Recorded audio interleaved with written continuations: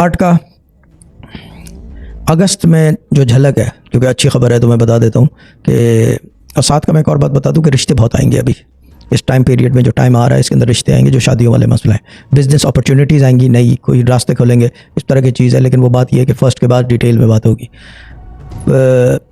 8 का अगस्त is bringing a good phase. अब वो फेज़ से मतलब देखा जाए तो किस किस्म का फेज़। 9 का अचीवमेंट्स, जो मेहनत की थी उसने पहले, वो सारी चीज़ें अब रंग ला रही है, क्योंकि मसला ये है कि अभी 1.5 साल के बाद जो है 9 का साल शुरू हो जाएगा।